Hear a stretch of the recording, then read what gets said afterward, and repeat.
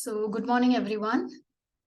We'll start today with a chant, and it's a very simple chant. It's just the Om chant, but there is a lot that has been written about Om, and we'll look at some of these aspects also. So, let's start with it, and we'll do with a little bit of a tune. So, I'll say it, and then you can do it with me. Om.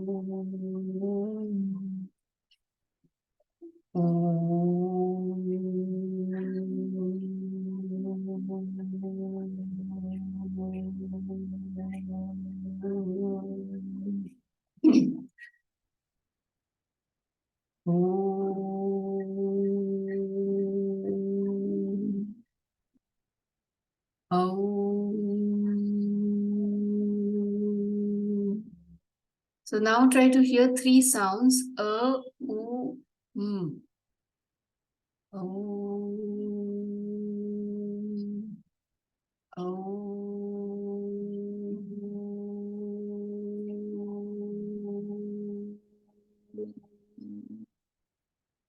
So as the sound is vibrating out of your throat, try to feel it vibrating in different parts of the body, in the heart, in the abdominal cavity, and if you can, extend the vibration into your limbs.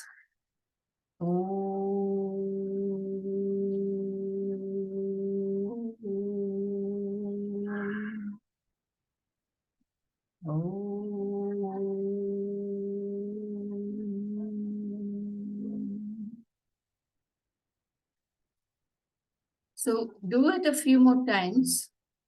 You can pause the video and see if you are able to spread the vibration around. And what is special about this one sound is still to be discovered. And there's, as I said, a whole Upanishad written on it. It's the smallest of the Upanishads. And it's a very compact, as it is called, gnomic text. Gnomic text. So Gnomic. It's also the word gnosis comes from that same root, which is wisdom. And the little creature gnome, that also comes from the same root, because gnome is small. Gnome. So gnomic texts are texts which are aphoristic.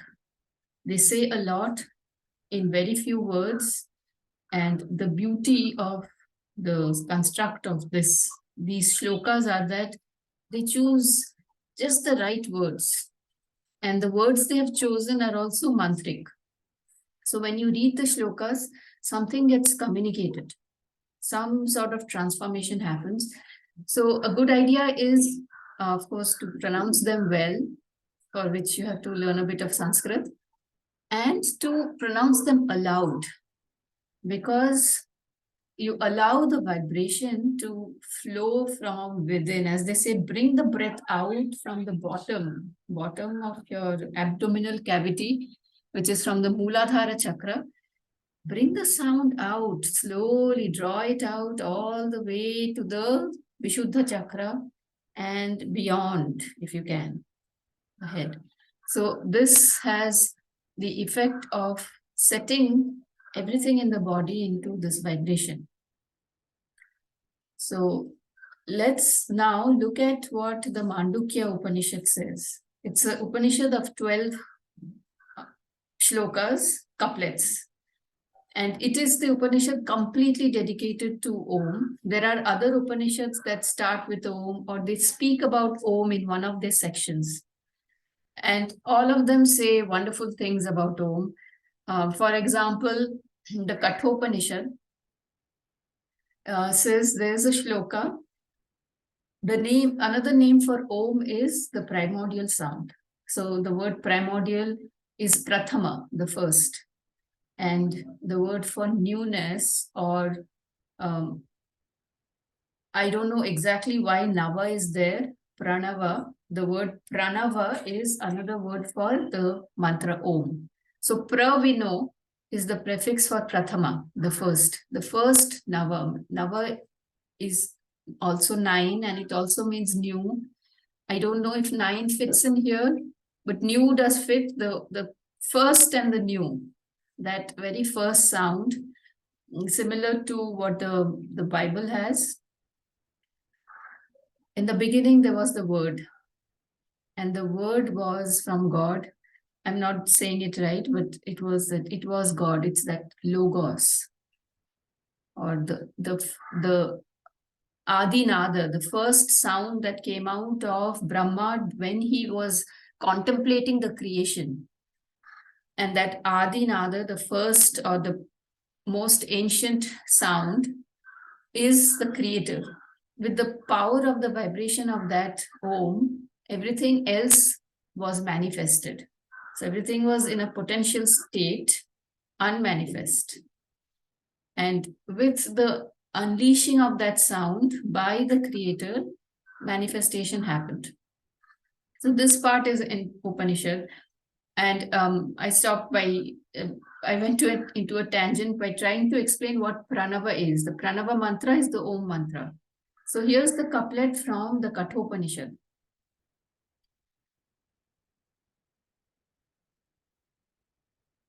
The mantra is, maybe I should show it to you, then we can read it together.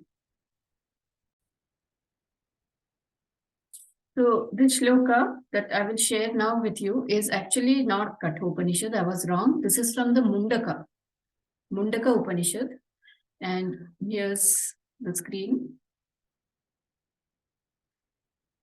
So the verse is Pranavo Dhanu Sharo Hyatma Brahma Tallakshyam Uchyate Apramattena Vedhavyam Sharavat Tanmayo Bhavet. So the Pranava is the bow, and the arrow, Shara, is the Atma, one's individual soul. And the Supreme, the Brahma, is the Lakshyam, is the aim. And Uchyate means one says, or the wise say that you have a bow, which is the mantra, you have the arrow, which is your own soul, and you're aiming at the Brahman, the Supreme. And the last line says, Apramattena Vedhavyam. So without any distraction from the mind, you should pierce through that aim. And therefore, you have to be as one-pointed as the arrow. Sharavat tanmayo bhavit. Tat mayo. So tat is that, another name for the Supreme, the Brahman. So tanmayo bhavit. So in your whole being has to be full of that. Only then can you aim that at that. So tanmaya means literally tatmaya, full of that. And it also, in colloquial language, when we use it, also saying that you have to be well concentrated. So be tanmaya means well gathered into something, concentrated, focused. And it's not just focus for anything. We use it colloquially. Just be focused on anything while you're weeding, let's say. Just be tanmaya and weed. So you're taking off the weeds, but you're very well focused. You're not thinking of anything else. That's the only thing you are involved and engaged with. But if you really look at the etymology of it, it's very beautiful, because it's not just engaging with something, any mundane thing. It is engaging with the Supreme. So being full of the Supreme. So the image is beautiful, and that's why this website, as you know, has paintings. So the painting that has been chosen for the Mundaka Upanishad is this, from this. So here's the arrow, which is the Atman. Here's the bow, which is the Om, and it is piercing the Brahman. And the Brahman has been drawn as the Om itself, because this mantra is a representative of the Brahman. The sound, the Pranava is the sound. So using that sound, you pierce through the Brahman, which is represented in a yantra as this symbol. The symbol Om is actually, if you see, it's a It starts with the and then there is a U. This itself is a, if you know the Devanagari character, has a thing coming out and then a straight bit, and just this symbol is the U. So he's a very stylized and U is part of and Ma is this bindu, the bindu on top, Chandra bindu it is said, which is the moon and the dot. So here's the moon. It's actually the bow, and they've done a dot also. The artist has woven in the dot as part of the Atman, the arrow. So here's a very beautiful picture. And now I will show you the Mandukya Upanishad, which is all about Om. And whatever it says, we'll discuss. There are too many shlokas to go deep into, but we'll look at some. The important, at least the opening one and the other one. There's another long shloka, not a couplet. It really flows, almost like prose poetry. So I'll stop sharing. I'll share again the others Upanishad.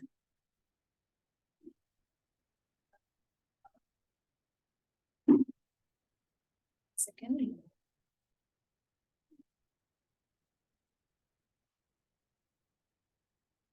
So let me share the screen. We can also quickly go and look at what image they have chosen for the Mandukya Upanishad. So if the Om has been taken for the Mundaka, what's for the Mandukya? So here's the Mandukya. So we quickly go to the major Upanishads. Look for the Mandukya.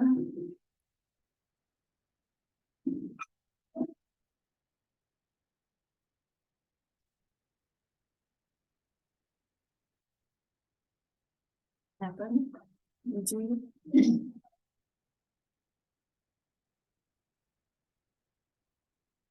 Okay, so here's the Mandukya Upanishad. Okay. Mundaka, okay, they put it under the Mundaka. And okay, so can you see a Om here? A very pale, but here's the Om with the Chandra Bindu and the beautiful stylized And there is a hand, I think. Yeah, it looks like a hand. And then I would say it is Satyam Ritam Brihat. So this is from the Satyam Ritam Brihat is again 3 Mahavakyas. We have seen it a long time back in our first session, first 10 sessions. So we looked at this. It's these 3 show up in one of the Upanishad, Brihadaranyaka. 3 again, very powerful words. Satyam is truth. Then there is Ritam here. Ritam means right. Truth in its right place. Order, harmony, rhythm. The word rhythm comes from rhythm. And the last one is Brihat. Brihat is the vast, the unending, the infinite. So this is the image they've done for Mandukya Upanishad. Yeah. So actually all the images are very beautiful and they mean something.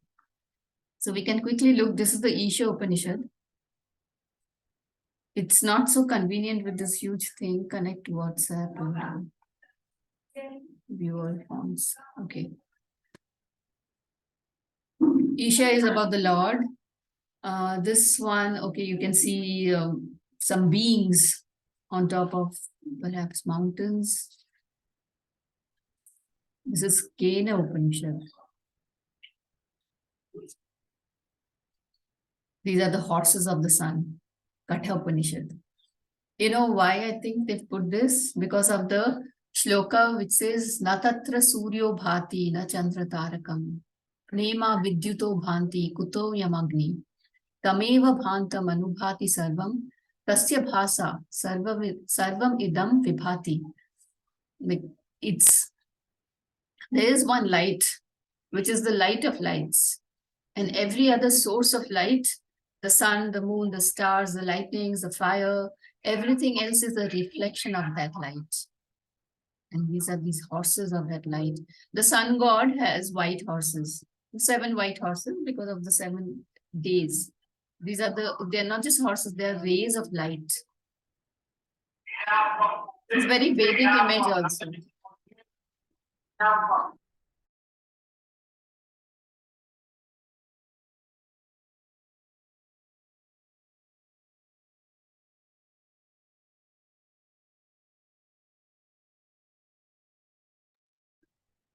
Okay, we've seen till the Mandukya, and then this is the Prashna. Yeah.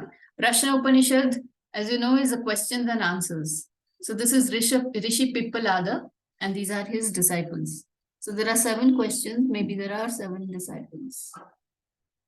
Or six of them have been drawn here. So they ask him very profound questions and he answers. The whole Upanishad is about the questions and answers.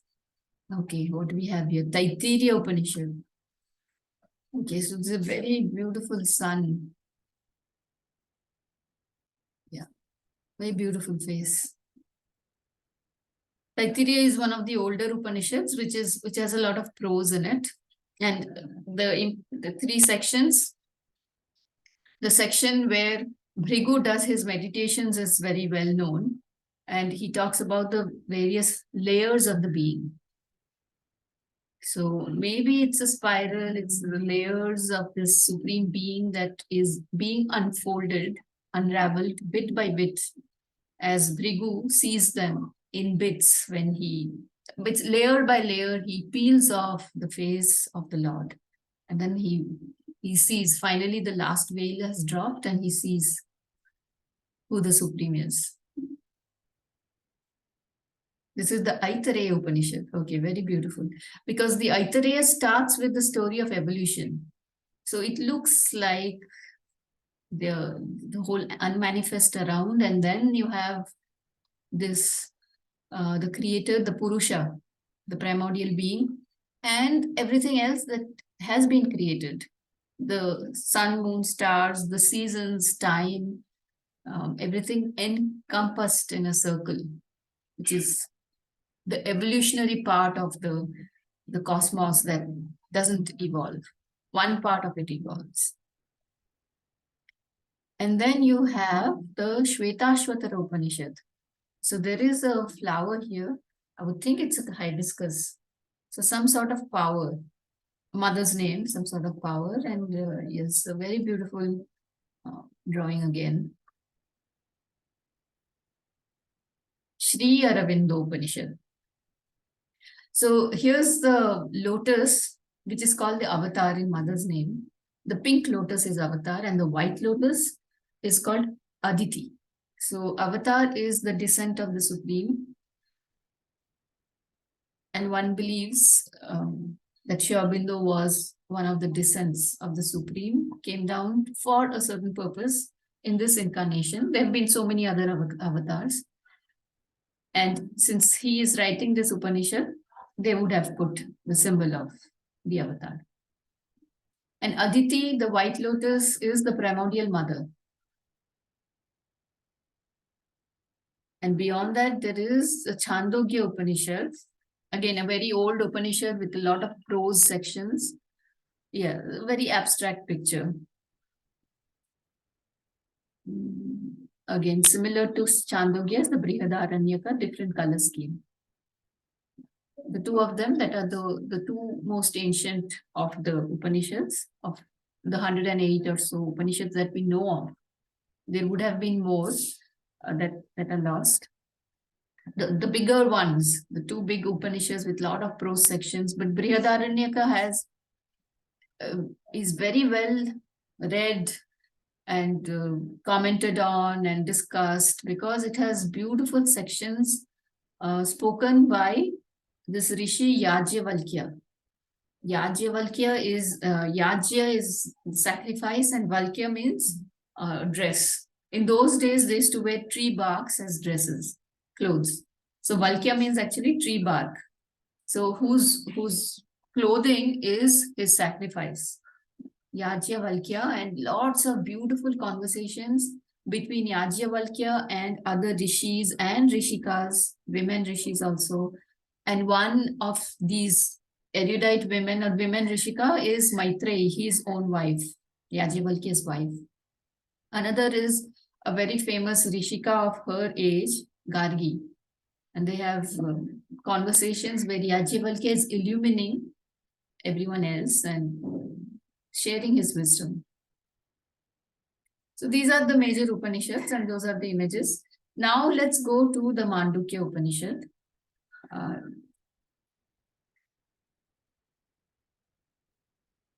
And we'll look at the first verse.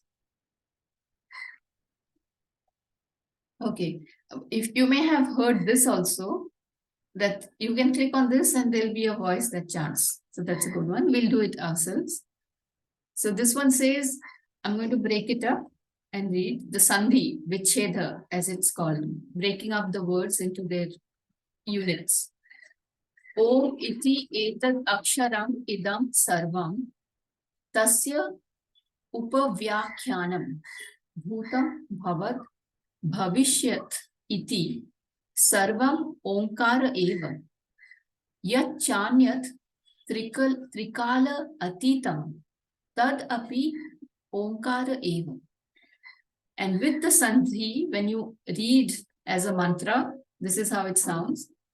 Om ityedaksharam idam sarvam tasyopavyakhyanam bhutam bhavat bhavishyaditi sarvam omkara eva yat chanyat trikalatitam tadapyomkara eva. So it means Om iti etadaksharam. We'll read the English also. So we have to click on it and then get into the English.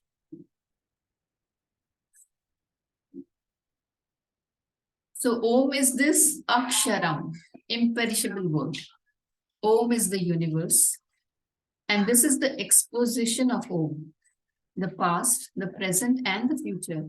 All that was, all that is, all that will be is Om. Likewise, all else that may exist beyond the bounds of time, that too is Om. So everything that has been created in the evolution is bound by time. Because it's created, it has a beginning and it has an end and it has a recycling, renewal, and cyclical pattern of birth and decay and death and rebirth. It goes on. But there is a time outside of time, beyond the three bounds of past, present, and future. So that is called Trikala Atita. Trikala is three times and Atita is beyond. There is something like that because before the creation happened, that existed. And if the creation would ever end, that would still continue to exist. So Om is that too. So Om is that superset that involves all time, and if you can conceive of that beyond time. And it is also all space.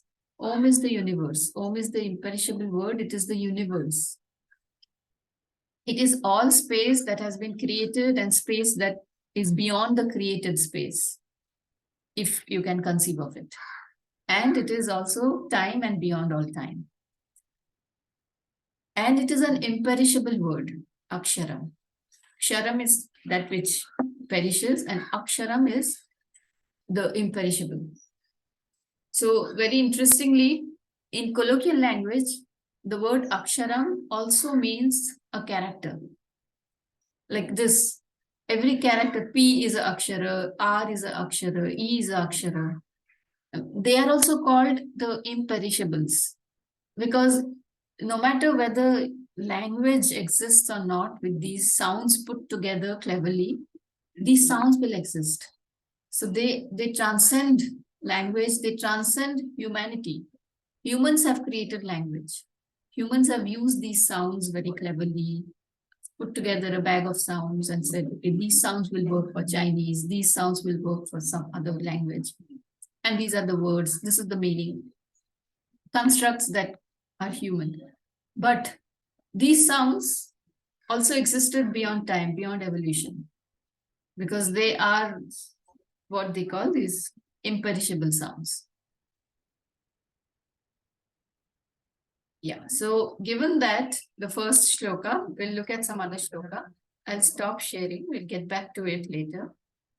So what they say is Om is made up of three sounds, A, U, and M. And A represents the whole existence of the waking state. So everything that is conscious, awake, that whole state is A. And why is it A? Because the word Adi, Adi means the beginning. That is, the Om starts with that sound, and Adi also is there. So Aditvat. From being the first, the waking state is the first state. When the creation started, the first state that happened was that something awoke. Consciousness awoke. It was aware of the fact that, or the creator was aware of the fact that something that was asleep was woken up. That it reminds me of the first line of the Savitri, which is Sri Aurobindo's epic poem, which I would say it's another Vedanta. That whole book, which is quite a thick book, it's a huge poem, and it's all the lines are very mantric. It's written in English, so every language can be mantric. So here English has been used very beautifully to send out vibrations, which is why people read the Savitri aloud, even if they don't understand everything of it. Whatever little they understand, they read it. And the very first line of this epic poem is, "It was the hour before the gods awake." So he is describing the evolution. It starts, the whole poem starts with description of the evolution, and he says there was a time when the gods were not awake. So Jagrat didn't exist. At this point, that Adinada or the Om was not uttered by the creator. So it was the point before a sound came. And then the sound came, which is also the first sound of the Devanagari alphabet. It is also a sound that went from India to Zen Buddhism, and one whole wing of Zen Buddhism is meditates on this sound, And so there is a scroll, they have a scroll which is the character written in Devanagari. The character has been written, and they look at it and they meditate on the sound So what does that mean to meditate on just one sound? Not even Om, which is a compound of three sounds and the silence after that. It is just that initial sound. So it's called the Ajikan meditation because of the Ajikan. So Ajikan. I would think they're meditating on the whole evolution, the manifestation, how the manifestation happened, what was before, and who's that energy or entity or God that existed before the manifestation. So all those contemplations are part of contemplating the moment manifestation is happening and everything that is manifested. In Greek terms, or what using Greek philosophical concepts, one could say is the liminal space or the threshold between the noumen and the phenomenon. So noumen is the existence that is the unmanifest, the potentiality that didn't manifest yet, the time beyond the three times, space beyond the three axes. So that time and that space is called the noumen. And that's why the word numinous, which is anything to do with divinity in it, because one believes that the noumen is where divine existed. The divine existed and all his qualities, everything was balled up together in that potentiality, unmanifest potentiality. And then the phenomenon happened. Everything we see, manifestation, evolution, events, time, they are all phenomenon. So the noumen and the phenomenon are bridged by the sound So something was unleashed when happened or was uttered. And that is what the Mandukya is also saying. So is the beginning. It is the waking state, which is called the Jagrat state. And then the second state is the U state, and it means the Utkarshanam, that which pulls up the Jagrat state. Literally, Utkarshanam means uprooting or pulling something out from below above. So Utkarshanam is U, and it is also called the state of dream. The dream state is not really the Jagrat state because you're asleep. You're literally asleep. But it is the state between the two, the state of deep sleep and the state of being awake. So U is also from Ubhayatvad, which is both together. It is the one that holds the two states. It's the one in between the two states. One is the waking state and the other is deep sleep. So there is a lot of being aware in the sleep state. It's not the awareness of the waking state, but it's a different kind of awareness. And this awareness is the subtle awareness.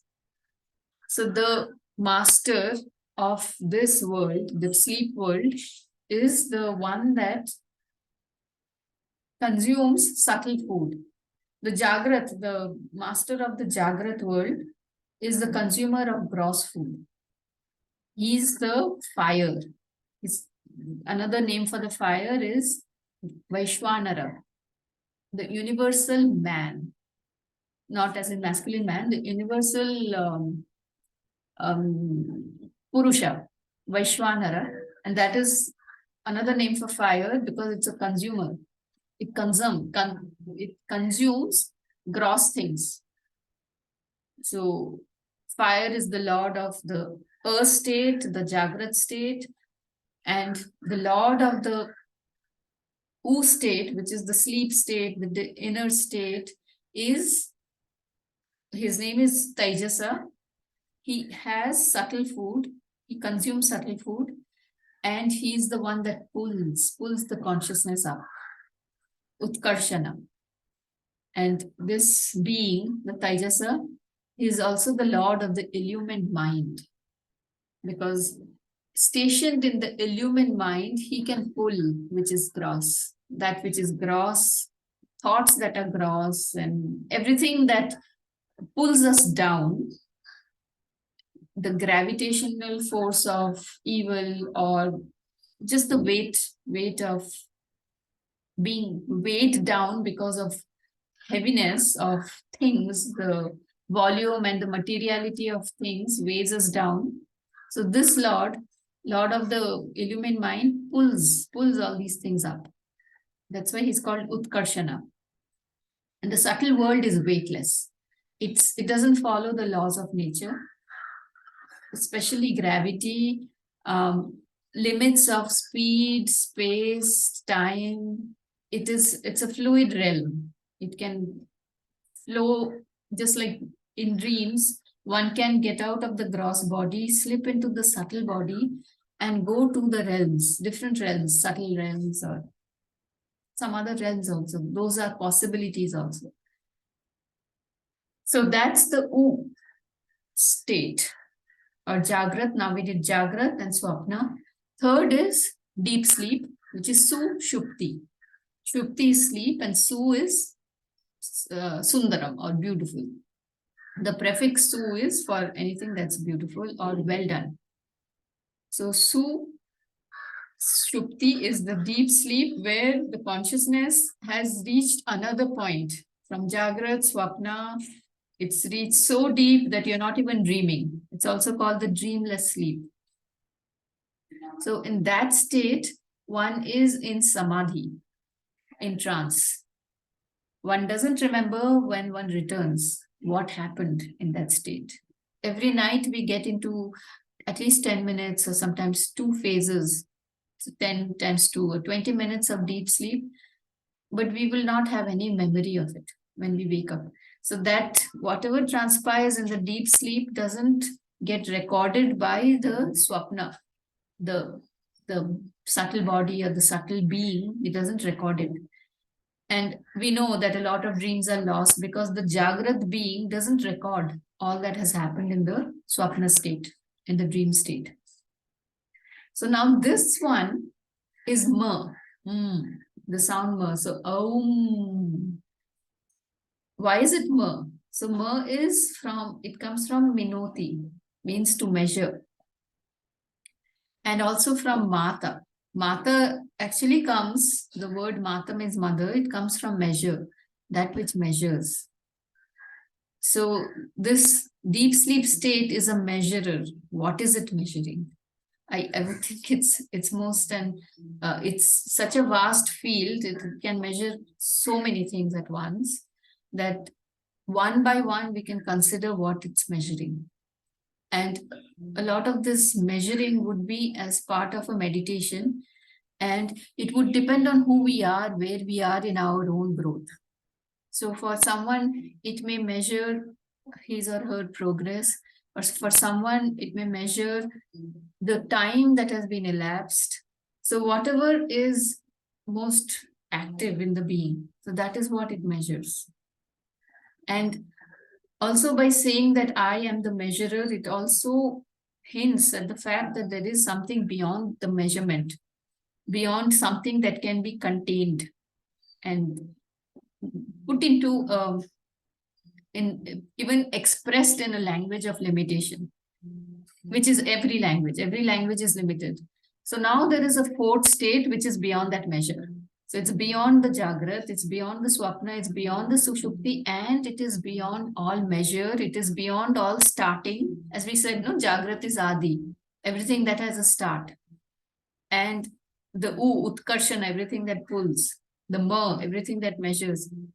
So this fourth state is beyond all. And how do you express it? When you are doing the Pranava mantra, it is expressed by a silence. So you always say, Om. Hold the silence, and then you can start again. Om. That silence is the fourth state, and there is no name for that state. So there is no avastha. Avasthas are all the states. We just call it the fourth. The word for it is Turiya, which means fourth. Chaturtha is four, right? We know it in common language. So cha is usually a prefix added for emphasis. So the real word is tur, chatur. So turiya is the fourth. That's it. Because you cannot describe it, it's beyond all conception, it's beyond language. So how do you still try to describe it? And the Upanishad has tried to describe it, despite the difficulty of trying to describe something beyond measurement, beyond language, beyond the manifestation, using constructs of a manifestation, which is language, human voice. So now I'll share the screen and I'll show you that sloka, which is trying to describe the fourth.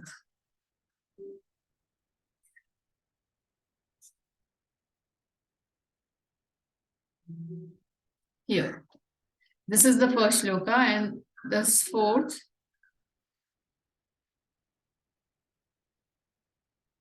Mundaka Upanishad. Like I said, there are just 12 slokas, so it's somewhere in the middle. This is it, the seventh.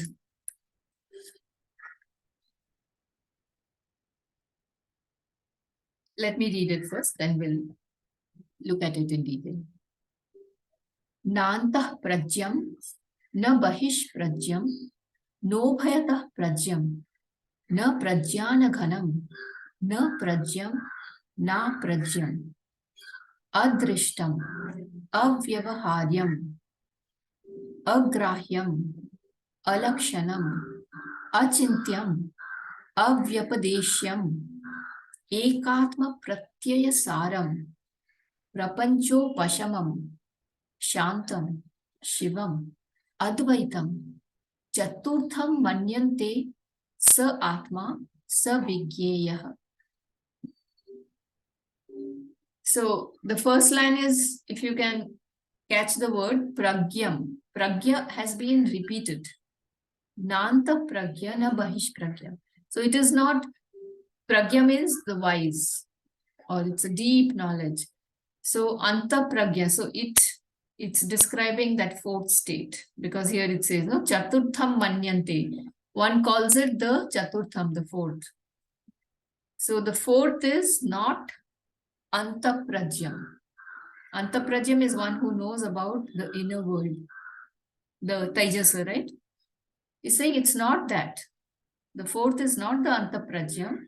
He is not the Bahish Prajyam, one who knows about the outer world, which is the Jagrat state. It is not that. It is not both together. Na Ubhayata Prajyam. Both these states together, it is not. Na Prajnana Ghanam. So Prajnana Ghanam is the dense wisdom of the Sushupti, this third state of deep sleep. It is neither that. So the third state, I forgot to tell you, the Lord is Prajnanam. The Lord of the third state is Prajnanam, and the food it eats is delight. So this, the middle person, the Taijasa, was having subtle food, which is positivity. It is also kindness. All the virtues you can think of is food for the middle person, the Taijasa, the Lord of the illumined mind. The third person, the Ma, is the Prajnanam, is deep knowledge. Its food is delight. It's a delight with A, like Ananda with A capital. It's a very, very supreme kind of delight that perhaps we have not experienced, or perhaps some of us have glimpsed. So that is its food, and it is deep knowledge. It is dense, ghanam, dense knowledge. Dense is not as colloquially as we use. Someone is dense means you can't penetrate through his mind. No, this density is the compactness of being packed with a lot of knowledge.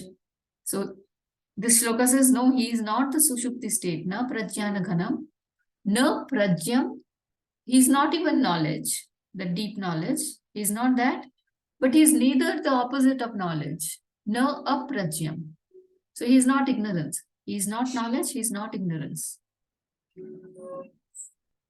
Then these are a whole series of all these words. There are lots of words packed in here, and all of them are opposites or antonyms, negations of something. So drishtam, that's why they all start with a. Just like in English, no, it's the opposite of something starts with a. Like a or un. If the word starts with a consonant like happiness, opposite is unhappiness, it will be un. But if the word starts with a vowel, like then it will be also un actually. It's un in English. And in Sanskrit, it's the opposite is a. But one says, philologists say that they have the same root. In Sanskrit also there is un if the word starts with a vowel. So here's adrishtam. It cannot be seen. Avyavaharyam. It cannot be used. Vyavaharyam is used in any way or called. It cannot be named. Agrahyam. You cannot grasp it. Alakshanam. You cannot find out some qualities it has, some mark by which you recognize it. Achintyam. You cannot imagine it. Avyapadeshyam. You cannot give it any name or form or place. It is addressless. It's moving and it's everywhere. Ekatma pratyaya saram. So now the words are over. What it is? It is ekatma, that one soul. That one soul, that's the source of all. It is that. Pratyaya saram. It is the one that has created the many. And the essence. Saram means essence. The essence of all. Pratyaya saram. Prapancha. Prapancha is the creation. Pashamam. It is also the destroyer of this creation. It has created everything and it also destroys everything. It is the Shantam, the peaceful. The Shivam means the sacred. The Advaitam, that which doesn't have a second. Dvaita is duality. This is without the duality. The only thing that has no duality, the Advaitam. And then Chaturtham Manyante, we call it the fourth. One thinks of it as the fourth. Manyante. It is the Atma, Sa Atma. Here it's not it is Sa, means he. He is the Atma, the fourth. And he is the one, Sa Vigyeya. He is the one we have to know. Vigyeya is again Pragya. No, the Gya is from Gnosis. And Vigyeya is Vishesha. Vishesha means specifically, with a lot of energy and focus. So he is the one we have to know. Vigyeya. Let's quickly look at the translation they have done. So we read in one shot. He who is neither inward wise nor outward wise, nor both inward and outward wise, nor wisdom self-gathered, nor possessed of wisdom, nor unpossessed of wisdom. He who is unseen and incommunicable, unseizable, featureless, unthinkable, and unnameable, whose essentiality is awareness of the self in its single existence, in whom all phenomena dissolve, who is calm, who is good, who is the one than whom there is no other. Him they deem the fourth. He is the self. He is the object of knowledge.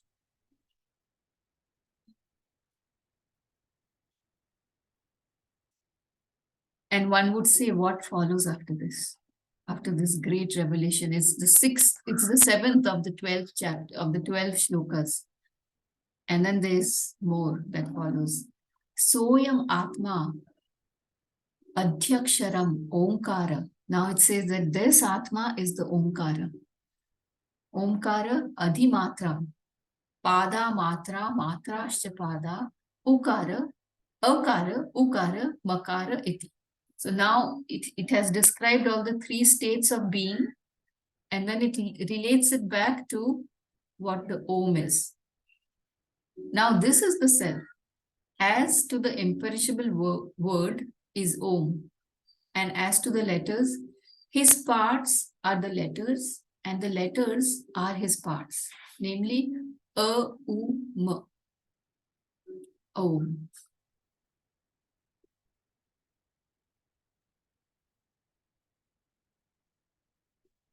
So there is a lot out here, and Om has been used as the initial sound uttered before every hymn, every numinous utterance, or every utterance that connects a person to the divine starts with Om. So a lot of shlokas in the Vedas, in the Upanishads, in the Puranas, in a lot of our works, it starts with Om. And also it ends with Om, Shanti, Shanti, Shanti. It's let there be peace, let there be peace, let there be peace. Three Shantis are uttered for the three worlds, which is the Bhu, Loka. Now you know the three states of being, which also correspond to the three worlds. Three Shantis. They are the Bhur Loka. Bhu is the created world, the Jagrat state. Then Bhuvar is the state of the subtle world, the world of prana, of emotions, of qualities, of the Swapna state, that which is subtle, the eater of the subtle worlds. All those virtues that we talked about, all that belongs to the Bhuva. Then the last is the Swa. Swa world is the world of the illumined, as they say, the higher mind, or the mind beyond the rational mind that we know of, or even the creative mind. It is the bridge that connects to the beyond. So that mind which goes all the way to the supermind. In this scheme, in the scheme of the mind, above the mind that the human has, there are other layers that he can cultivate, which also he has.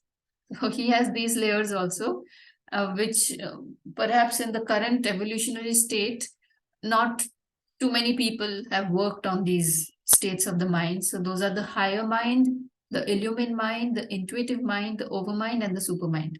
So these 5 ranges of minds. These are all part of the pragya, the third ma state, whose lord is pragya, which is gnosis. And that state is the swar. So Om, Shanti to the Jagrat, Shanti to the Swapna, and Shanti to the third, the Prajna state, the deep sleep. So a lot of these shlokas end with acknowledging these 3 states that coexist in the creation, and the human has these 3 states in him or her that can be cultivated. And these 3 states are, they start with Om, which is the compact form of these 3 states, and the fourth, which is Om Shanti, Shanti, Shanti. Usually there'll be a pause to acknowledge that fourth state, which is the state of it's beyond sound even, because it existed before that Adinath came out and created these 3 states. So we pause and we think of that silence. We immerse ourselves in that silence, which is Nanta Prajna Na, Bahish Prajna, No Bhayata Prajna, and all that whole beautiful shloka of the 7th shloka of the Mandukya. So let's end today with again chanting Om. And now we know there is so much in this one sound. And I will send you a link, or we can even play it. We don't need to play it. I'll send you a link of someone who has chanted Om, but you can find your Om chanting. You don't even need it. You just do it on your own. So again, we'll do it. And if you want, you can start with the heart or with the throat or with the Mooladhara, where the sound is going to come out all the way. But let it not just get stuck somewhere. Let it come out all the way like this fountain that's below and it's coming out, going all the way to the Agya Chakra and the Sahasrara. And the vibration comes back and fills the whole being, all around, all the limbs, the head, everything that you have, the extended being. We know this is the Jagrat being, that which we can touch and feel and sense with our senses. But just above the Jagrat being, there is that subtle being, the deep sleep, not the deep sleep, the illumined mind takes the subtle being, Taijasa takes it and goes on dream journeys. So this beautiful being that's encasing us, subtle being, and then the being of wisdom, that too we have, which doesn't have a shape and form. It's there. It's just given, a gift to us. So given these 3 beings and the fourth that we have to connect with, let them all be us, in us, when we do this one chant of one little sound, Om. It almost is such a gift that one sound can have it all, and we don't have to memorize a whole lot. It's almost like even a child can do it. Anyone, a child as in a child soul, can also do this Om and see what happens to the being when all these beautiful vibrations are passed through it. Like breath is passed through a flute. Let Om pass through the beings, and we are this flute, and let's see what music comes out of us. Okay.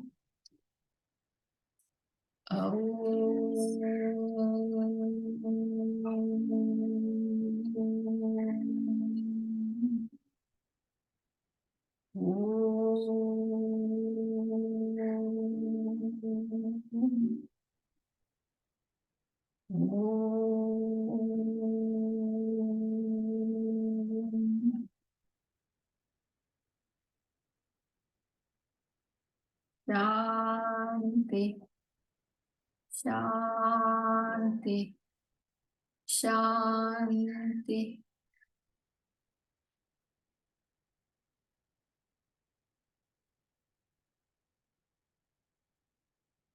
we'll end it here, and I would suggest just explore what Om does to you.